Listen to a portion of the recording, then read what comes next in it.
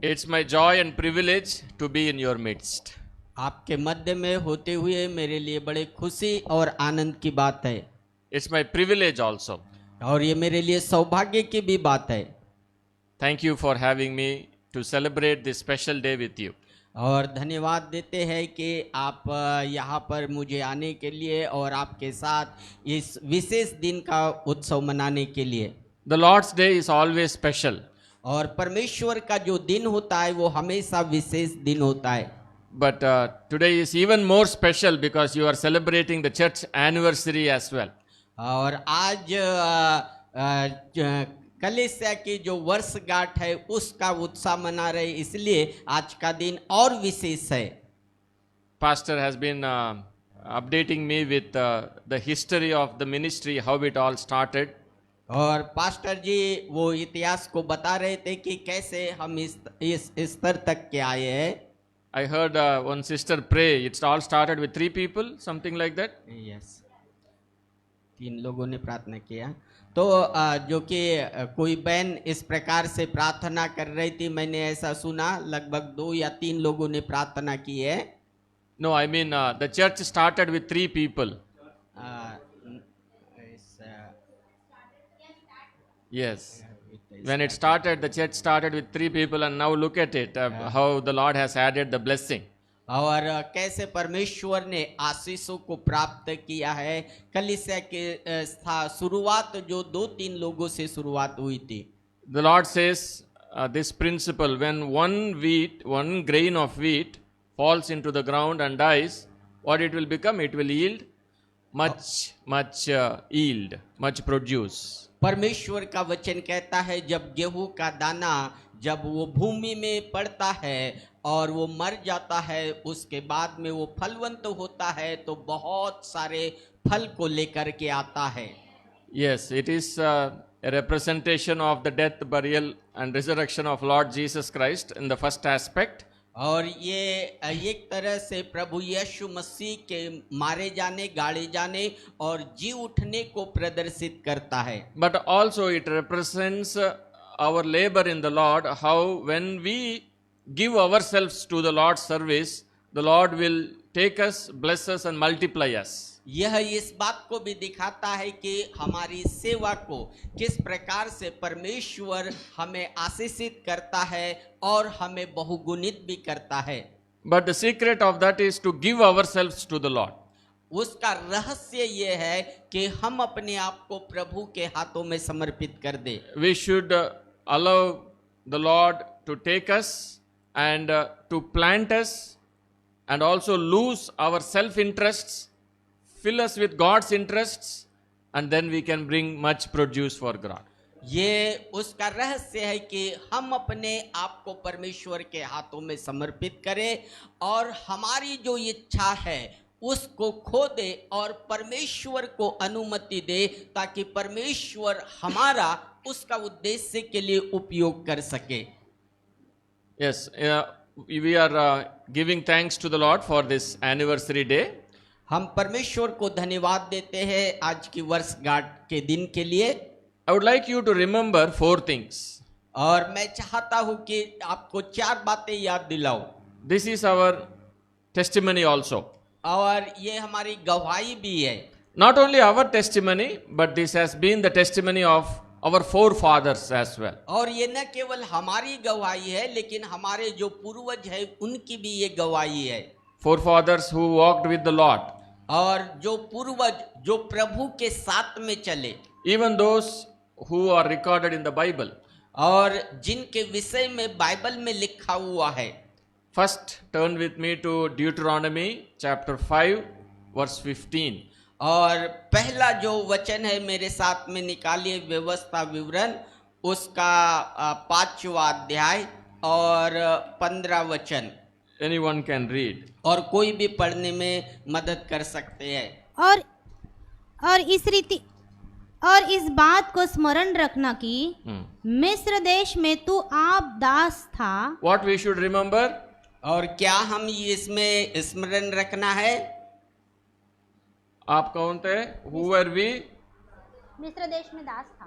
We should remember. The Lord is telling His people, परमेश्वर अपने लोगों से कह रहा है, Remember, याद रखिए, remember, always remember. हमेशा याद रखना है।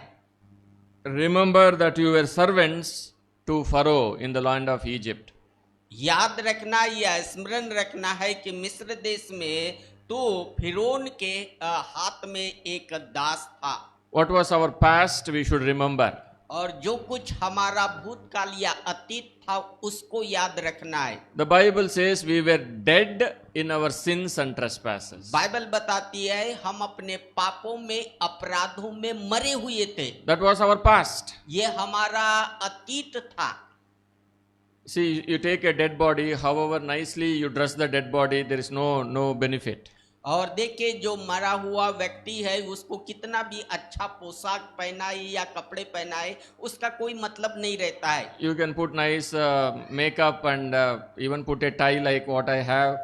There is no value for the dead body. और उसको कितना भी अच्छा मेकअप कीजिए या टाई भी लगाइए लेकिन उसका कोई मतलब नहीं रहता है। We were dead in our sins and trespasses. हम अपने पापों में और अपराधों में मरे हुए थे। We were servants to Satan. हम शैतान के गुलाम या दास थे। We were also enemies unto God. हम परमेश्वर के शत्रु भी थे। We were good for nothing. हम किसी भी काम के नहीं थे। We all have gone astray out of the way and became unprofitable. हम परमेश्वर से दूर जा चुके थे और किसी भी काम के नहीं थे। Romans 3rd chapter 20th verse. और रोमियो 3रा अध्याय और 20 वचन। Anybody read please. कोई भी पढ़ सकते हैं। क्योंकि व्यवस्था के कामों से कोई प्राणी उसके सामने धर्मी नहीं ठहरेगा। इसी Yes, thank you. Also read verse 12 for me. 12th verse. Romans 3:12. सब भटक गए हैं, सबके सब निकम्मे बन गए हैं। क्या बन गए हैं? Yeah, what are we? What was our past? और हमारा जो अतीत कैसा था? Profitable or unprofitable? और हम जो कि अच्छे थे या फिर निकम्मे थे? We were good for nothing. हम किसी भी काम के नहीं थे, निकम्मे थे। Not my words, the Bible says so. और ये मेरे शब्द नहीं है परंतु ये बाइबल के शब्द है। So remember. इसलिए याद रखिए। What you should remember? क्या याद रखना है? You were good for nothing. आप किसी भी काम के नहीं थे या निकम्मे थे। You were a servant to Satan. You were a servant to sin. और पाप के, शैतान के गुलाम थे।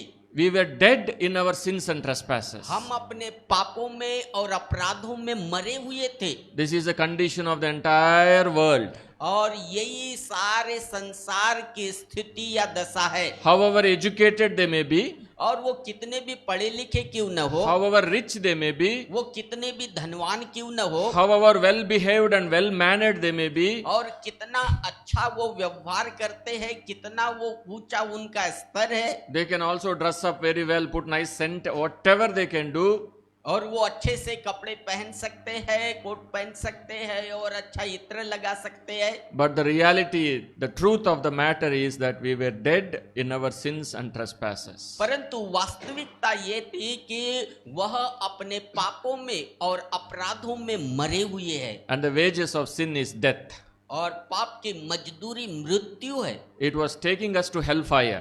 और वो अनंत नरक के आग में लेकर के जाते हैं। For eternity we will be cast into that hellfire. और अनंतता के लिए उस आग में डाल दिए जाएंगे। The wages of sin is death. और पाप की मजदूरी मृत्यु है। We were to be given those wages. और हमें वो जो कि उसकी कीमत दी गई है। And that wages is hellfire. और वो उसकी जो मजदूरी है वो नरक है। We have to remember what our previous condition was. हमें इस बात को याद रखना है कि हमारी पहले की दशा कैसी थी। Now second remembrance. अब दूसरी बात हमें याद रखना है। Deuteronomy 7, और व्यवस्था विवरण 7, 18th verse. 18 वचन। Deuteronomy chapter 7 verse 18. Anybody read? और कोई भी पढ़ सकते 7 का 18। व्यवस्था विवरण 7:18।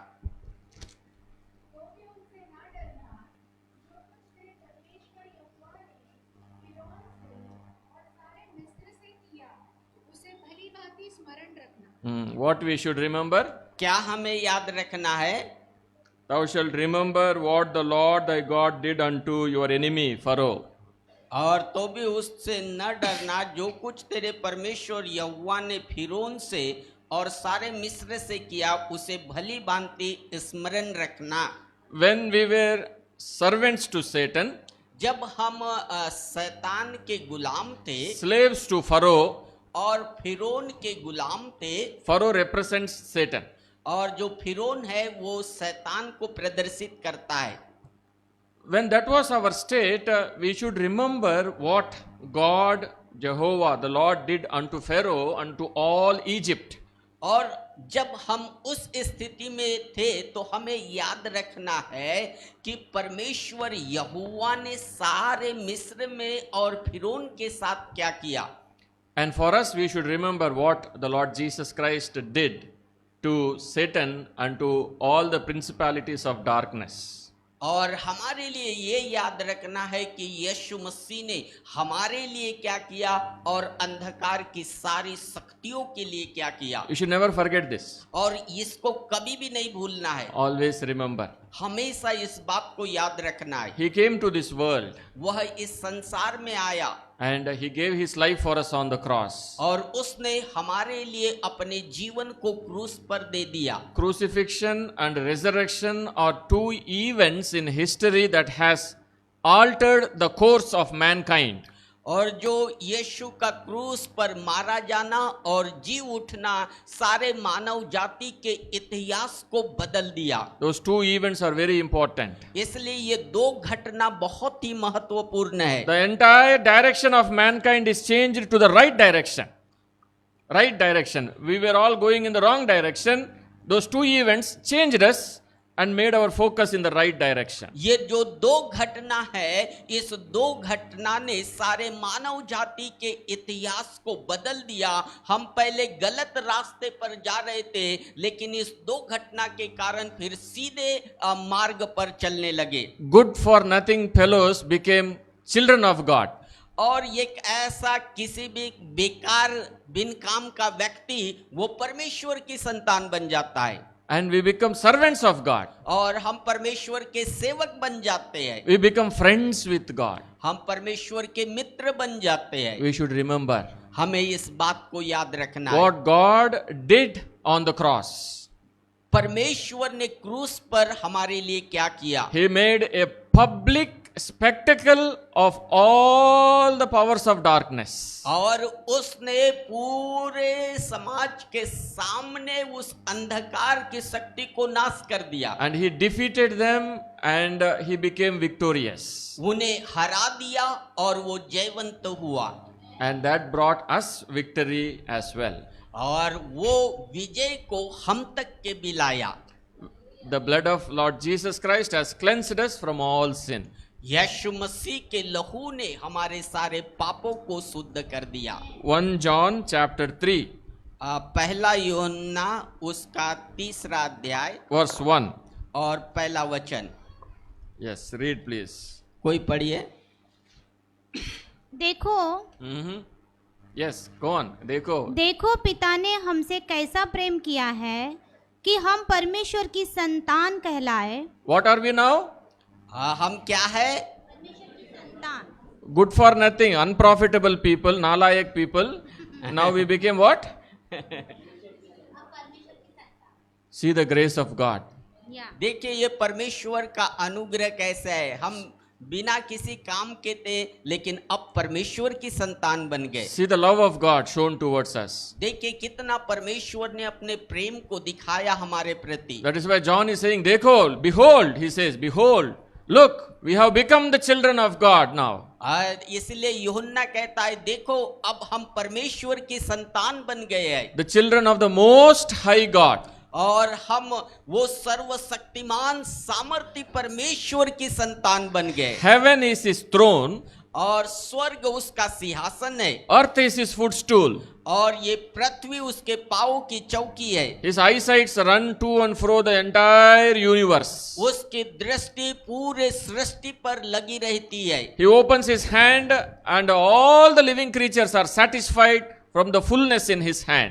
और वो अपने हाथ को खोलता है और सारे जीवित प्राणियों को वो संतुष्ट कर देता है अपने हाथों से। All spiritual blessings flow from his throne of grace. और उसके अनुग्रह के सिंहासन से सारी आत्मिक आशीष से बहती है। We are children of that most high God. वो सर्वशक्तिमान सामर्थी परमेश्वर की हम संतान है। You should know your value.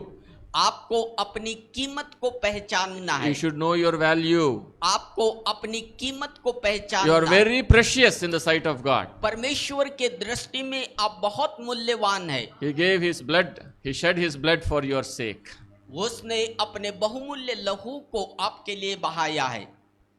Now what is the third remembrance? अब तीसरी कौन सी बात याद रखना है? Again, book of Deuteronomy, 8th chapter, और फिर से व्यवस्था विवरण 8वां अध्याय 2nd verse. और उसका दूसरा वचन। और स्मरण रख कि तेरा परमेश्वर यहोवा जो जो आज्ञा Deuteronomy 8:2. Yes. व्यवस्था यहोवा विवरण उन- 8:2।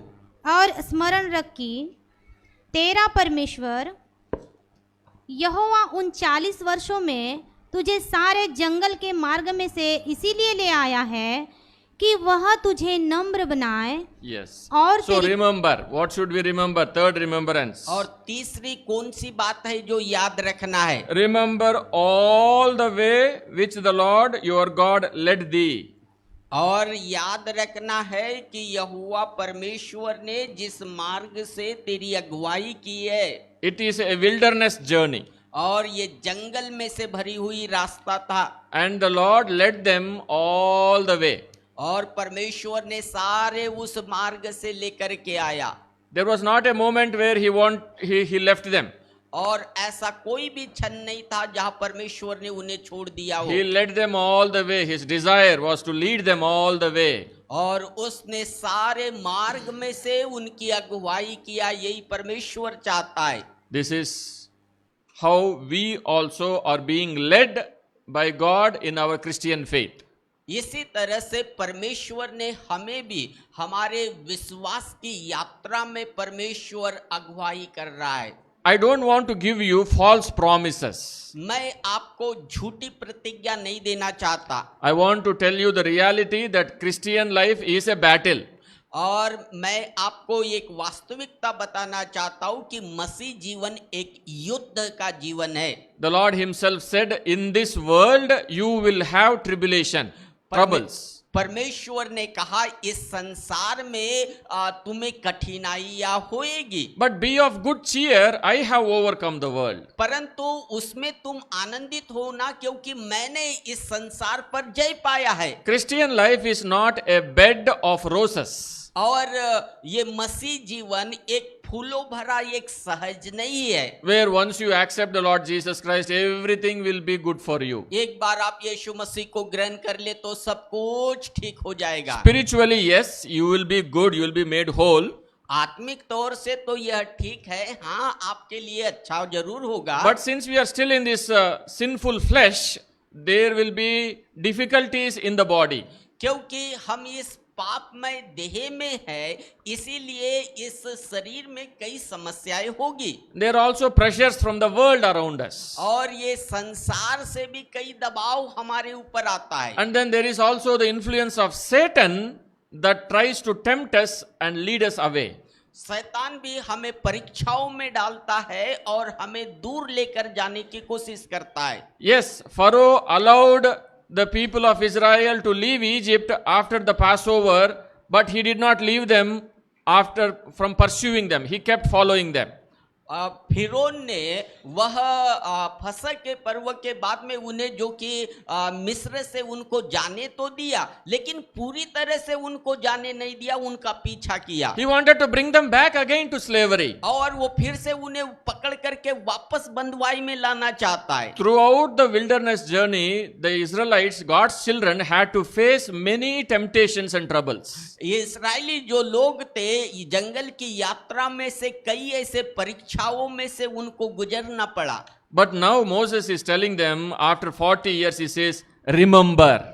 परंतु अब मूसा 40 साल के बाद उन्हें कहता है, याद रखिए, What स्मरण he says, रखिए। remember how the Lord led you all the way in the wilderness. अब मूसा उनको कहता है, याद रखे या स्मरण रखे कि कैसे परमेश्वर ने उस जंगल की यात्रा में से तुम्हें अगुवाई किया। I'm sure pastor and his family, they will remember.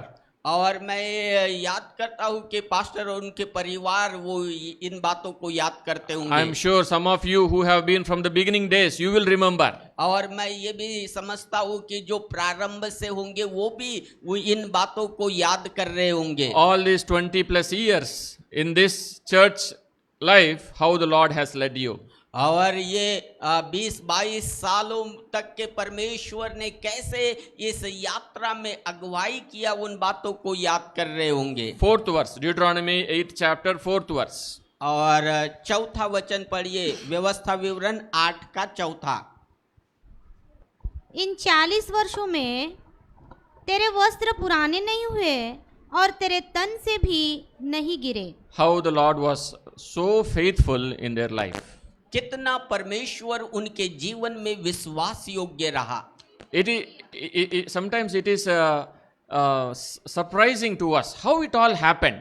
और ये कई बार बहुत अचंभे की बात होती है कि कैसे ये हुआ। But if I can explain, this is how I did it and this is how it happened, and if I am able to replicate it, it becomes my work.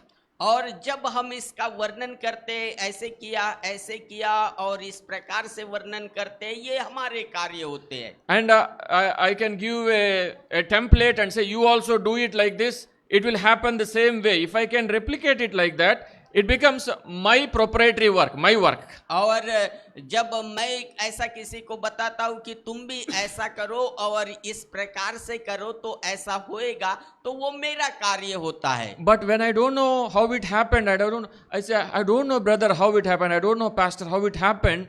It all happened. I don't know. I'm very happy it happened. Then it is the Lord's doing. और परंतु जब हम कहते हैं कि पता नहीं ये कैसे हुआ, परंतु ये हो गया, ये परमेश्वर का कार्य है। Yes, it is wonderful in our eyes. It is marvelous in our eyes. It is the Lord's doing. He did it. I was only an instrument. He did everything. और ये परमेश्वर का अद्भुत कार्य है, ये परमेश्वर ने किया है। ये कैसे हुआ ये हम नहीं समझते, लेकिन उसने किया है। That is how the Lord's works are.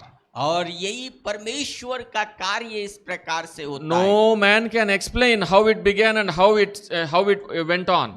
और कोई भी मनुष्य उसका वर्णन नहीं कर सकता कि कैसे इसका प्रारंभ हुआ और कैसे वो आगे बढ़ा। We will be surprised. We were only 3 people in the beginning, and what am I? I don't know anything, but look at me now, 22 years, how the Lord has brought people together. और कैसे हुआ ये नहीं समझता। शुरुआत में तो 2-3 लोग ही थे, लेकिन अब इतने लोग बढ़ गए। ये 22 सालों के दौरान कैसे हुआ मैं नहीं जानता, ये परमेश्वर का कार्य So that है। is the third remembrance. Always remember the Lord led you throughout the way. और इसीलिए हमेशा याद रखना है कि किस तरह परमेश्वर ने आपका मार्गदर्शन किया, अगुवाई किया। Now let's see the fourth remembrance. और अब चौथी बात को याद रखना है। Deuteronomy 8th chapter, और व्यवस्था विवरण 8वां अध्याय 18th verse. और 18 वचन। परंतु तू अपने परमेश्वर यहोवा को स्मरण रखना, क्योंकि वही है जो तुझे संपत्ति प्राप्त करने की सामर्थ इसलिए देता है कि जो वाचा उसने तेरे पूर्वजों से शपथ खाकर बांधी थी उसको पूरा करे, जैसा आज प्रकट है। What you should remember. Amen. Yes, what you should remember. क्या याद रखना है आपको? All of you can say amen to this. सब आमीन बोलिए Amen. इसके लिए। Remember this.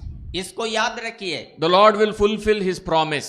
परमेश्वर अपनी प्रतिज्ञा को पूरा करेगा, He will keep His covenant. वो अपनी वाचा को पूरा करेगा। He led you so far, और उसने अभी तक की अगुवाई किया, He will lead you further. और वो आगे भी आपकी अगुवाई करेगा।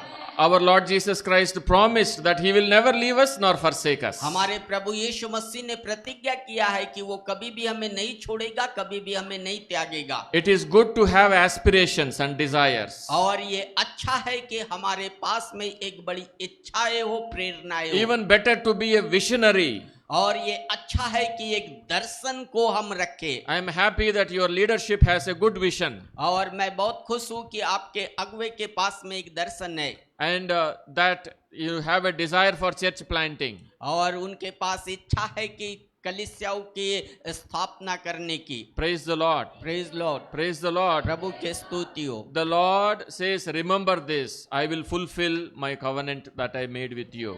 इस बात को याद रखे कि परमेश्वर कहता है जो प्रतिज्ञा मैंने किया हो उस प्रतिज्ञाओं को मैं पूरा करूंगा। He will give you power and He will give you strength to accomplish what He wants you to do. और वो आपको सामर्थ्य देगा, वो आपको बल देगा जिस कार्य को वो चाहता है कि आपके द्वारा पूरा करे उसे करने के लिए। But it is not a one man's responsibility or job. परंतु ये एक व्यक्ति का कार्य नहीं है, Everyone should be involved in this work. ये सबको इस काम में सम्मिलित होना है। When Moses is talking to the Israelites, he was not addressing one person. He was not talking to Joshua alone. और जब मूसा इसराइलियों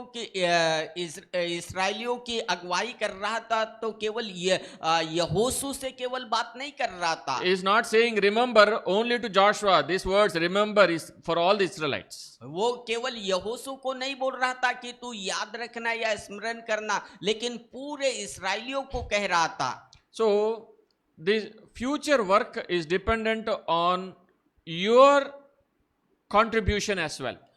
जो भविष्य का जो कार्य है आपके सहयोग के ऊपर भी निर्भर करता है। There is a saying, it goes like this. और एक कहावत है इस प्रकार से है, If you want to kill a church, यदि आप कलीसिया को खत्म करना चाहते हैं तो you don't have to do anything. आपको कुछ भी काम करने की जरूरत नहीं है। You understood? क्या समझ पा रहे? If you have to kill a church, you Yes. don't have to do anything.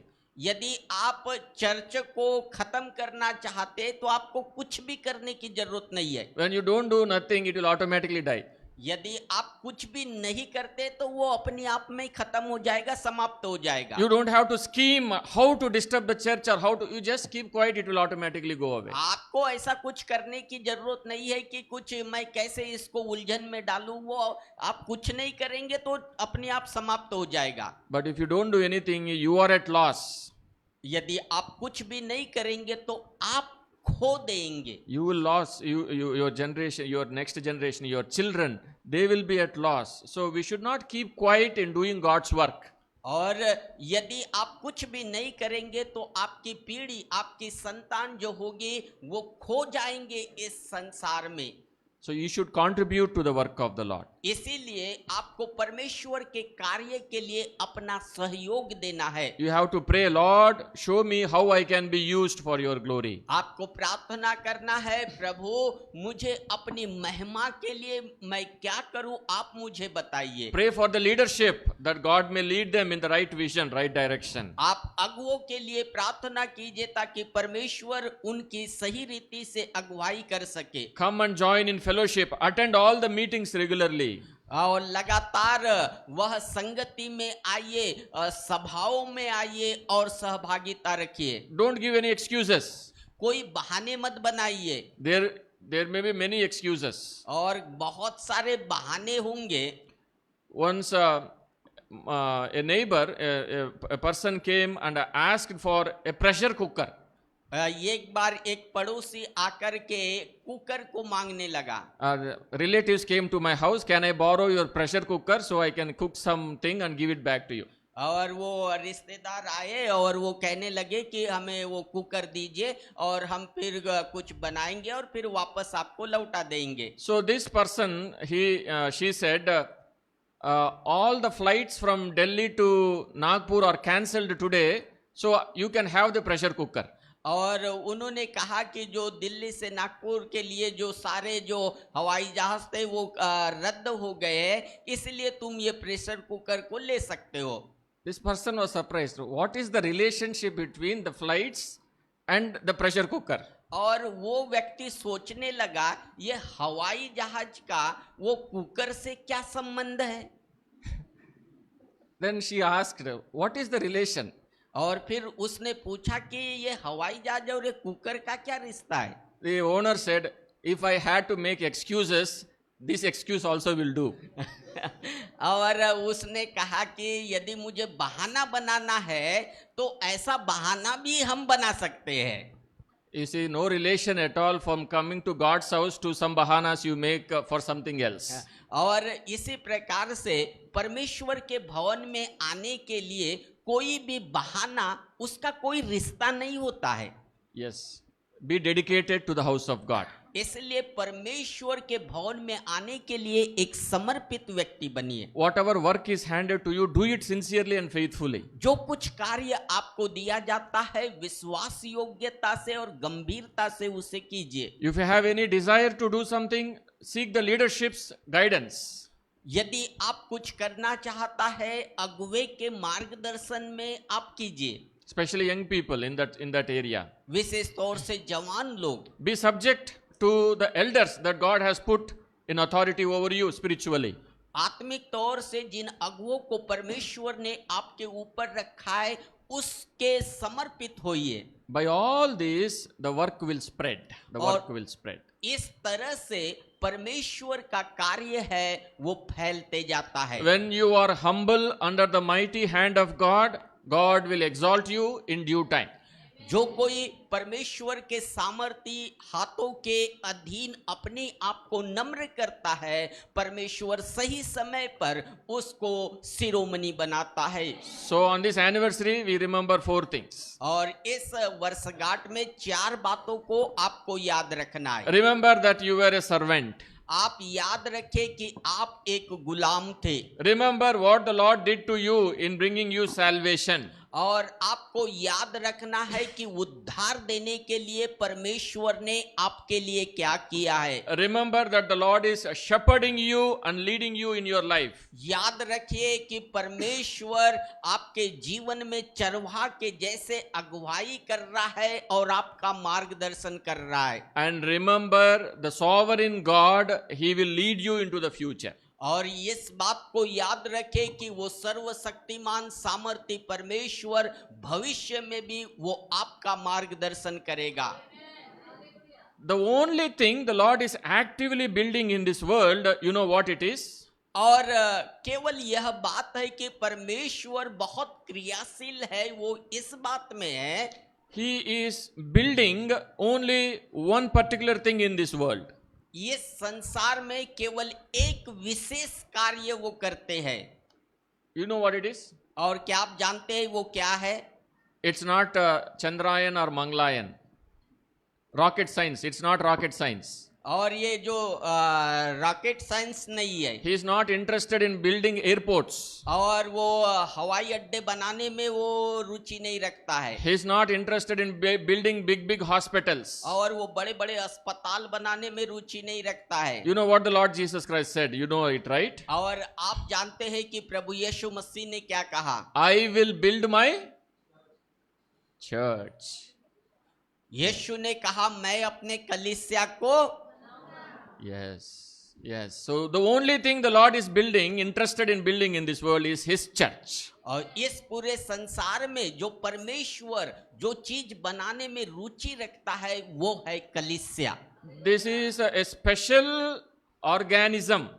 It is not an organization, it is an organism. और ये एक विशेष प्रकार से एक प्रक्रिया है जिसके द्वारा बनाता है। It is a living organism, meaning we all together are not some organization or an entity that it has, in due time it will be dissolved. We'll be there for eternity. और ये ऐसा नहीं है कि हम एक व्यक्तिगत रीति से कोई संस्था है, लेकिन ये हम हमेशा के लिए, अनंतता के लिए बने रहेंगे. In the Bible, in the Word of God, church, the metaphors, there are three metaphors for the church. Metaphor meaning as a representation. और बाइबल में कलीसिया के लिए तीन ऐसे तुलनात्मक बातें या शब्द कहे गए हैं. Church is called the body of Lord Jesus Christ, कलीसिया को यीशु मसीह की देह कहा गया है, to which he is the head. और वो उसका सिर है. So who is the head of the church? और कलीसिया का सिर कौन है? It's not Pope, right? Do you think it is Pope? Pope is the head of the church? और क्या आप ऐसा सोचते हैं कि पोप कलीसिया का सिर है? Yeah, I'm not sure how many know Pope. Better not to know him. और बहुत सारे लोग पोप को नहीं जानते. अच्छा है आप वो नहीं जानते तो. The only person you need to know is Lord Jesus Christ. He is the head of the church. और केवल एक व्यक्ति को जानना है, वो प्रभु यीशु मसीह है, वो कलीसिया का सिर है. So the church is the body of Christ. और जो यीशु मसीह है वो कलीसिया का सिर है. If the entire body is full of eyes, will it be good? मान के चलिए यदि ये शरीर पूरे आंखों से भरा होगा तो क्या वो अच्छा दिखेगा? We have an eye here, eye here, eye here, everywhere. और सोचे कि आंख यहाँ पर होगी, आंख यहाँ पर होगी, आंख यहाँ पर लगी होगी तो So it will be awkward. और वो बिल्कुल अच्छा नहीं दिखेगा. In a body, we see different members. और हम शरीर में देखते हैं अलग अलग अंग है. Even a little finger is very important. यहाँ तक कि ये छोटी उंगली भी बहुत महत्वपूर्ण है. Everything, every member has a function in the body of Christ. मसीह के देह में भी हर एक देह का एक कार्य है. This is all written in the Word of God. और ये सब कुछ परमेश्वर के वचन में लिखा हुआ है. Head cannot tell to the feet, I have no need of you. और ये सिर पाँव से नहीं कह सकता कि मुझे तेरी जरूरत नहीं है. Wherever the feet takes, the head also can move with it. और जहाँ जहाँ पर जो कि पाँव लेकर के जाता है वहां पर सिर भी जाता है. If the stomach becomes angry and says, I am not going to work today, यदि पेट कहता है कि मैं क्रोधित हूँ, आज मैं काम नहीं करूंगा, yeah, then for whole day we have to suffer constipation. Next few days constipation. और फिर अगले कुछ दिन तक के हमें उसका सामना करना पड़ेगा. It becomes, the whole body will suffer. और पूरा शरीर हमारा उसको दुख सहेगा. We need to correctly understand our function as a member in the body of Christ. हमें बिल्कुल सही रीति से मसीह की देह में हमारा जो स्थान है उसको समझने की आवश्यकता है. Just like the family units, और जिस प्रकार से एक परिवार में सदस्य होते हैं, there is a role for each member to play in the family. परिवार में हर एक सदस्य का एक भूमिका होती है, उसको वो काम करना है. Grandfather, father, uncle, children, auntie, there is a role to play. और जो दादा है, दादी है, पिता है, माता है और अंकल है, आंटी है, उन सब का अपना अपना काम होता है. When everybody plays their role well, that becomes a healthy family. और यदि सब लोग अपनी अपनी जिम्मेवारी सही से करते हैं तो वो एक अच्छा परिवार होता है. Now like that, multiple families, when they function together in their responsibilities, it becomes a good society. और जब ये बहुत सारे परिवार वो अपना अपना कार्य जब अच्छे से करते हैं तो एक अच्छा समाज बनता है. And multiple societies in multiple places functioning together will build a good nation. और जब बहुत सारे परिवार एक स्थान पर अच्छे रीति से कार्य करते हैं तो वह एक अच्छे राष्ट्र का निर्माण करता है. That's how even in the universal church, local church and the family unit, individually we should look at our responsibility towards the body of Christ. यहाँ तक के कि जो सार्वभौमिक कलीसिया है, यहाँ तक के कि एक क्षेत्रीय कलीसिया है, हमारे परिवार में व्यक्तिगत रीति से इन सभी जगहों पर हमारी व्यक्तिगत जिम्मेवारी क्या है उसको अच्छे से समझना है या करना है। Why do you think Oak Seed is here with Jagat ki Jyoti? Why do you think? और क्यों आप ऐसा सोचते हैं कि जगत की ज्योति के विषय में? Now, why do you think? What is Oak Seed's interest? Oak Seed. What is my interest with you people, with the people here? और जो वोक्सिट का है, आप लोगों के साथ में मेरी क्या रुचि है? Why should pastor invite me to speak today the word of God? और क्यों पास्टर ने मुझे यहाँ पर आमंत्रित किया है परमेश्वर के वचन को प्रचार करने के लिए? I don't come to your church regularly, और मैं लगातार आपके चर्च में नहीं आता हूँ, but the man of God understands that this church is not the only church. There are other churches also which are all part of the body of Christ. और वो इस बात को समझे कि केवल यही कलीसिया नहीं है, परंतु दूसरे लोग मिलकर करके भी हम यीशु मसीह के देह के अंग है, इस बात को समझने के द्वारा। Now that is at a broader level. और ये एक बड़े तौर पर है। Understand, we are all working for the one head. There is only one head. और इस बात को समझिए कि केवल एक ही सिर है जिसके लिए हम काम करते हैं। And all the churches who are not against Christ, they are with us. और हर एक कलीसिया जो मसीह के विरोध में नहीं है, वो हमारे साथ में है। And we are with them. और हम भी उनके साथ में है। And similarly, inside the local church also, each one of you should understand that if your neighbor is with Christ, then you are with them and they are with you. और उसी तरह से हमारे एक क्षेत्रीय कलीसिया में भी आपका जो पड़ोसी है वो आपके साथ है और आप भी उसके साथ में है। This is very important. ये बहुत महत्वपूर्ण है। All of us should understand this. आप सबको इस बात को समझना जरूरी We है। are the body of Christ. हम मसीह की देह है। Second metaphor, और दूसरा उसका प्रतीक है, we are his building. हम उसके एक भवन है। Ephesians chapter 2. इफिसियों दूसरा अध्याय।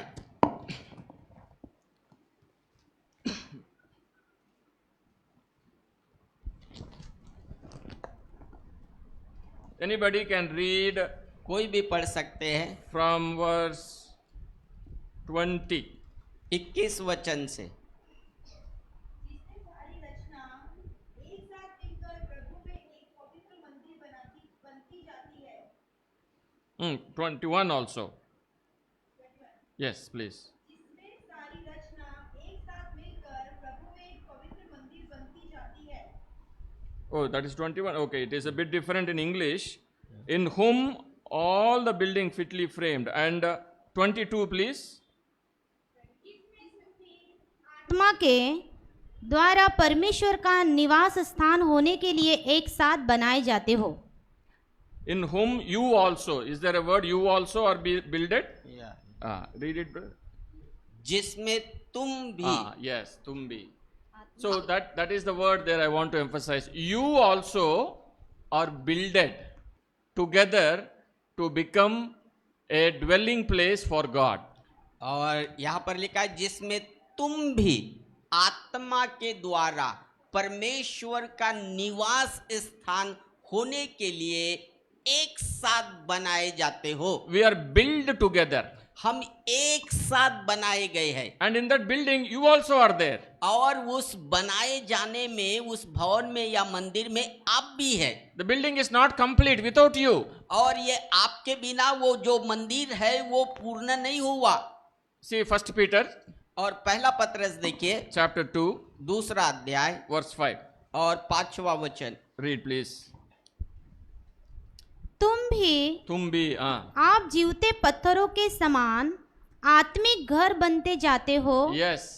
आत्मिक घर बनते जाते हो. You are being built as a spiritual household. और तुम भी वो जीवते पत्थरों के साथ आत्मिक घर बनते जाते हो। So this house is built with stones, I believe, right? Stones. और ये जो घर बनाया गया है पत्थरों से बनाया गया है। There should be stones all here because of the plastering. We don't see the stones. और ये प्लास्टर के कारण उन पत्थरों को हम नहीं देख पाते हैं। See when a building is made and let's say there is a stone here. और जब बिल्डिंग बनाई जाती है और पत्थर उसके ऊपर रखा जाता है You are that stone. और आप वो पत्थर है। If that stone is not there, यदि वो पत्थर वहां पर नहीं है तो the building is not complete. वो भवन पूरा नहीं होगा There will be a hole. It will be, we can see outside. और वहां पर वो गड्ढा होगा, बाहर देख सकते हैं हम, It doesn't look completed. और वो पूर्ण नहीं होगा। So the same way spiritually also, the Lord says, you also, every one of you, you are built together. Built together. That is the church. आत्मिक रीति से भी ऐसा ही है, हम मिल कर करके कलीसिया बनती है। Sometimes when the mason, when he is putting stones, जब वो मिस्त्री वो पत्थर को रखता है, the stone may not fit into that spot. और वो जो पत्थर है वो सही रीति से उसमें लगता नहीं है। So the mason, he will take the chisel and he will cut it. तब वो मिस्त्री होता है, उसको हथौड़ी लेकर के उसको छीलता है, And to make it fit into that spot. और वो उसको बराबर आकार में वहां पर वो उसको फिट करता है। The same way the Lord also will deal with us. उसी तरह से परमेश्वर भी हमारे साथ करता है। He is our heavenly mason. वो हमारा स्वर्गीय मिस्त्री है। He knows where we will fit in the building. और वो जानता है कि वो भवन को बनाने में हम कहाँ पर फिट होएंगे या रखे जाएंगे। He knows how to make the building beautiful. वो जानता है कि कैसे सुंदर भवन बनाना है। This stone will go there, this stone will go there, this stone will go there. He knows everything. और वो जानता है कि इस पत्थर को यहाँ पर रखना है, इस पत्थर को यहाँ पर रखना है, इस पत्थर को यहाँ पर रखना है, बहुत अच्छे से जानता है। Abraham said, all the buildings of this world, they will not last. But Abraham was looking for a city whose builder and maker is God himself. और अब्राहम इस संसार की जो कि शहरों को नहीं देख रहा था, लेकिन वो इस शहर को देख रहा था जिसको परमेश्वर ने खुद बनाया है। Yes, in Hebrews chapter 11 we read that.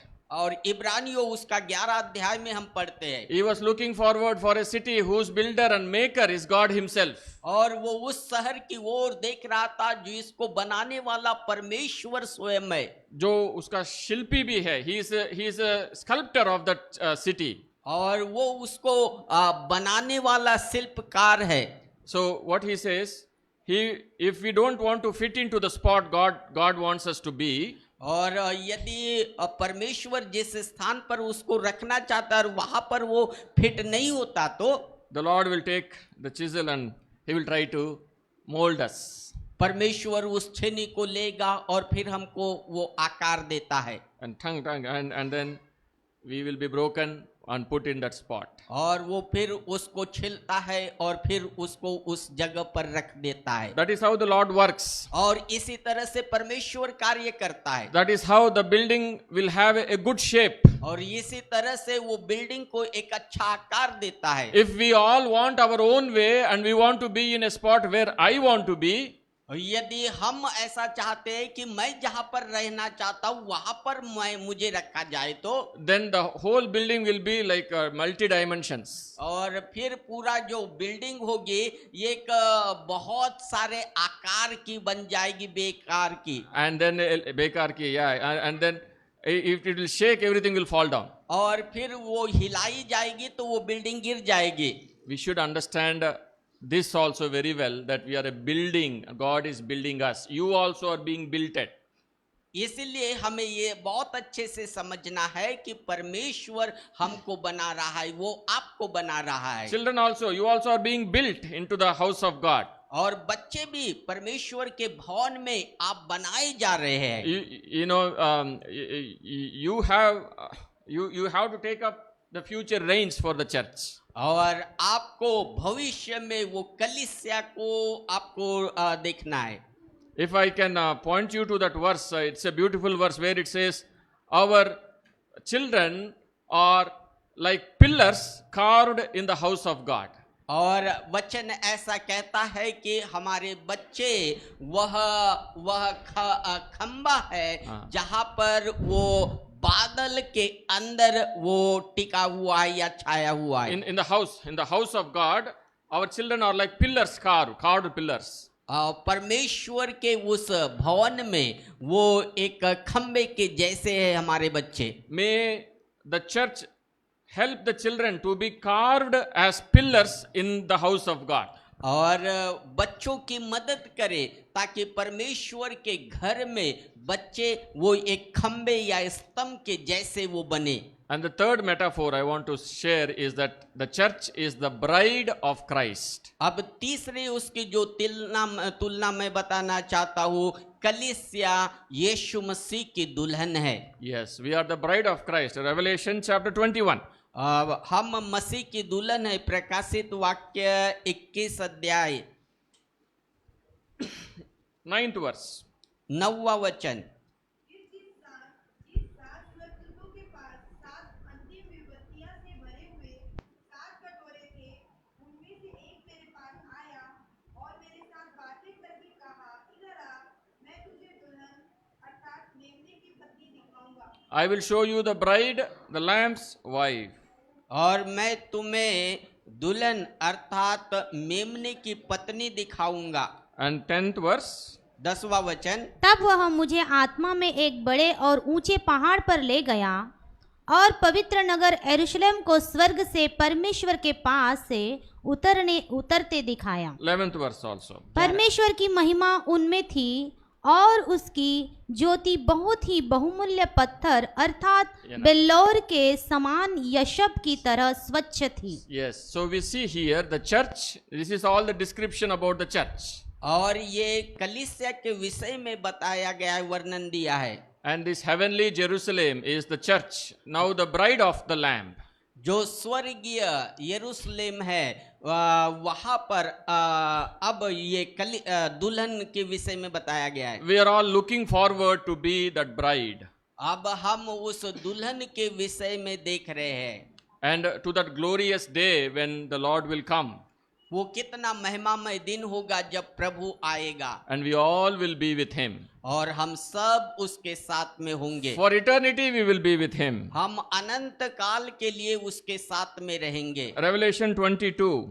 प्रकाशित वाक्य 22 अध्याय 3rd verse. 3रा वचन। फिर श्राप न होगा और परमेश्वर और मेमने का सिंहासन उस नगर में होगा और उसके दास उसकी सेवा करेंगे। Yes, this is for eternity, our state for eternity. ये हमारी स्थिति, हम इस प्रकार से वहां पर अनंत काल के लिए रहेंगे। But it will not stop there. परंतु वहां पर ये रुका नहीं रहेगा। 5th verse. 5वां वचन। फिर रात न होगी और न उन्हें दीपक और सूर्य के उजियाले के आवश्यकता न होगी, क्योंकि प्रभु परमेश्वर उन्हें उजियाला देगा और वे युगानुयुग राज्य करेंगे। हम राज्य करेंगे। We will reign with God. हम युगानुयुग राज्य करेंगे। We will reign with God forever and ever. हम युगानुयुग परमेश्वर के साथ में राज्य करेंगे। To him that overcometh, he says, I will make you sit on my throne.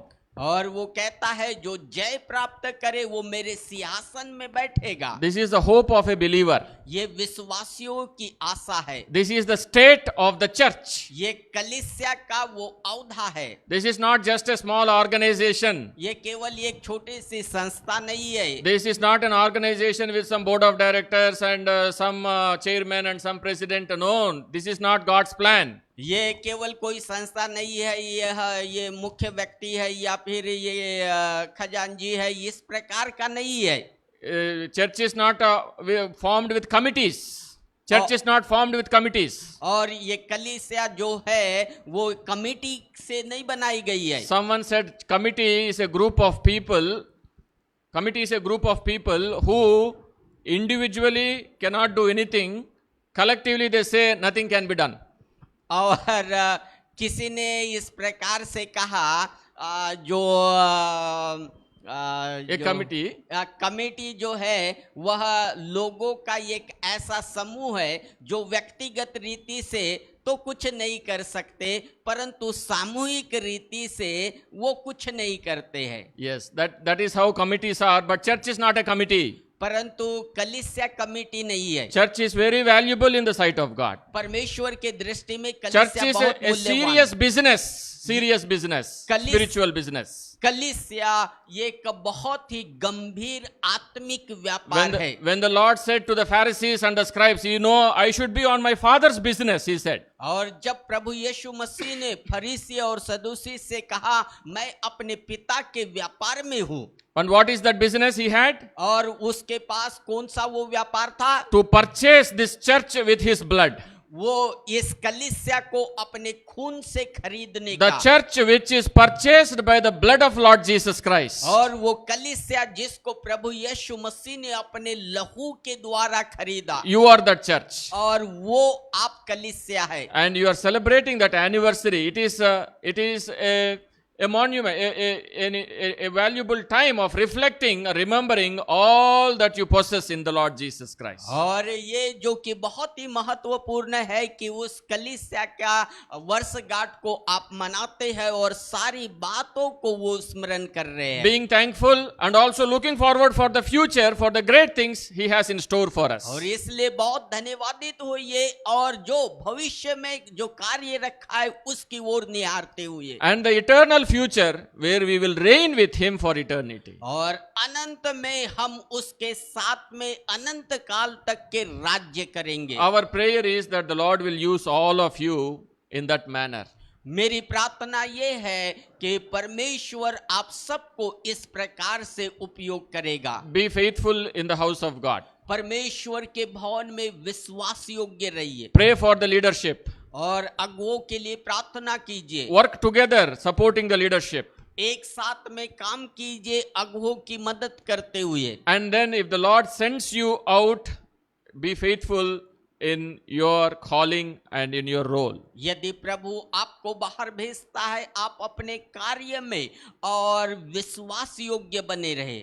Also, in a bigger setting like this, I'm not sure if everybody is born again.